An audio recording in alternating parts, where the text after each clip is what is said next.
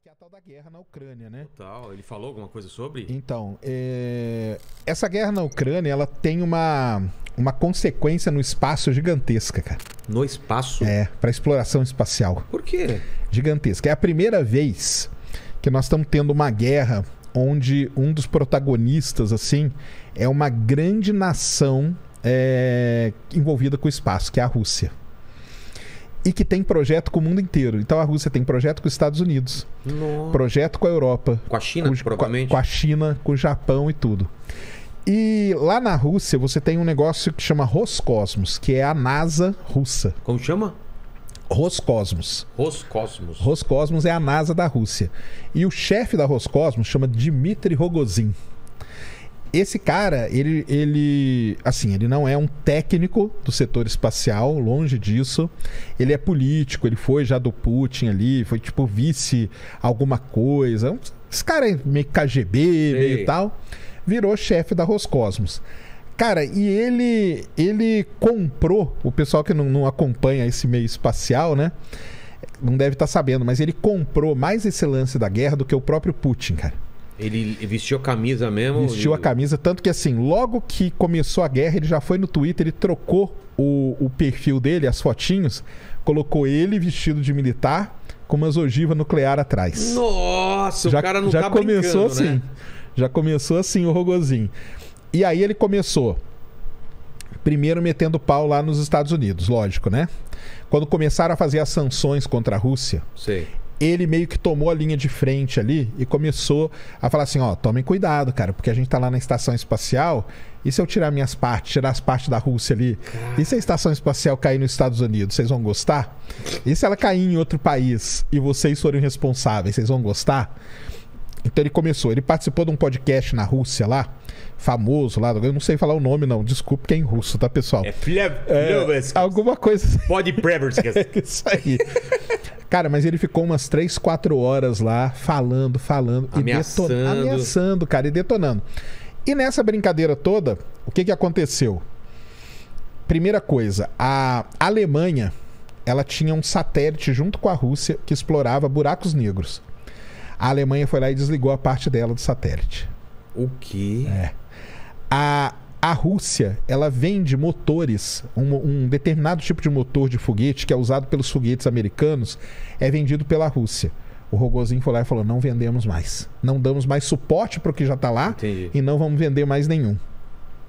Aqui na América do Sul, aqui na Guiana Francesa, tem uma base de lançamento, a de Kourou, onde tinha russos, porque o foguete Soyuz, uma versão do Soyuz era lançada daqui.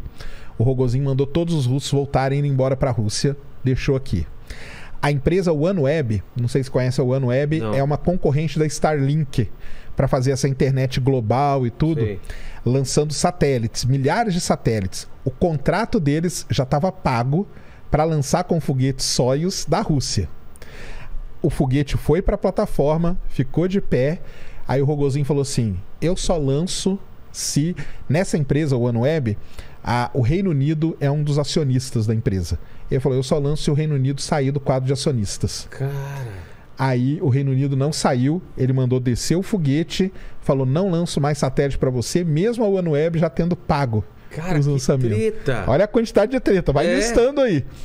E a pior de toda, talvez a mais triste de todas, ia ter uma missão para Marte agora, ia ser lançada esse ano, que é a Agência Espacial Europeia, que é a ESA.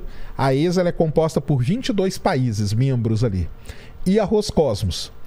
Então tem um rover, que é um jipinho robô, né, que explora lá, que foi construído pela Agência Espacial Europeia, chama Rosalind Franklin. Quem ia lançar era um foguete russo, chamado Proton, e a plataforma que ia pousar era a russa também. Nessa confusão toda, a Roscosmos com a ESA brigou, não vai ter mais a missão. E tá tudo pronto. Cara, e ninguém sabe o que vai acontecer com o rover, ninguém sabe o que vai acontecer com nada. Tudo por conta da guerra. E aí, então criou-se todo... Não é só da guerra, é todas as sanções que o Ocidente fez, eles estão... Todas as sanções que o Ocidente fez, a resposta foi essa retaliação geral. É engraçado, porque tudo isso está contando, não vai para grande mídia, né? Não vai, porque cuida desse setor espacial, fica meio ali, nichado, né? É muito nichado. Cara, mas é muita confusão. E... A grande, vamos dizer assim, coisa que tem é... E a Estação Espacial Internacional? O que acontece lá dentro? Qual que é o acordo deles? Não, o acordo é que lá dentro, né, você tem... Não, eles têm um acordo que é... Na verdade, foi a Roscosmos, a NASA, a ESA, a JAXA, que é japonesa, e a CSA, Canadian Space Agency. Essas 5 agências espaciais é que construíram a Estação Espacial. Foram essas 5. Mas quem vai mesmo é russo e americano, né? De vez em quando vai um alemão e tal, não sei o quê. Bem, no meio de tudo isso, ia voltar uma nave trazendo um americano, que acabou quebrando até o recorde dos astronautas americanos no espaço, junto com 2 russos. Putz, olha a treta, meu. Chegou num momento que ele falou, o cara não vai vir. Chegou um momento que ele falou isso. Acabou que o cara voltou, foi tudo bem, e foi até meio emocionante lá na hora que eles foram se cumprimentar. Eles falaram, eles estavam lá na estação, né? Eles falaram, lá na Terra, os homens brigam. Aqui nós somos uma tripulação só. Olha que legal. E aí vieram numa boa e tal. Mas e aí, qual que é o futuro da estação espacial? A gente não sabe. É carta para um lado, é e-mail para o outro. Por que eu contei toda essa história? Porque quem que entrou no meio de tudo isso? O Elon Musk. Ah, é? Exatamente, cara. Ele não podia ficar de fora. Qual que é a cara, aí ele começa a twittar, né? Aí nisso tudo, o Rogozin falou assim, os Estados Unidos que voem com aquelas vassouras espaciais deles. E agora nos lançamentos da SpaceX, na hora que tem a contagem regressiva e dá o lift-off lá, né? Sim. Que lançou. Aí o cara lá, o narrador fala, lançou mais uma vassoura espacial. Dando uma cutucada. Dando uma cutucada do lado e do outro. E aí, cara, o Elon Musk começa a twittar, cara. Twittar em russo, entendeu? Nossa. E dá umas espetadas aqui, umas espetadas ali. A gente pode ter uma terceira guerra mundial por causa do Elon Musk no Twitter, então. Praticamente. Então, assim, vamos dizer... Tem esse lado todo triste da guerra aí que está acontecendo, que está gerando essa confusão toda. No setor espacial, assim, é muito terrível mesmo o que está acontecendo. A Rússia, ela meio que está se isolando. Porque ela está se isolando. Ela não... Dificilmente a ESA vai fazer acordo com ela de novo, por causa dessa confusão toda. A China, você vê que a China ela fica meio ali, meio que não fala muito, né? Meio dúbia, né? Meio dúbia. Segundo...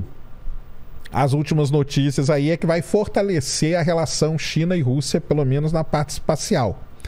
Mas cria uma confusão, né, cara? Agora vamos ver como vai ser o desenrolar aí de tudo isso, né? Total. Para poder entender como que vão ficar as coisas. Mas foi aí passando uns momentos tensos aí, viu? Mas é engraçado que eu tinha uma ideia de que a Rússia estava totalmente defasada. Então ela ainda tem tecnologia de ponta. Não, ela é muito boa. Na parte espacial. Poxa. É mesmo?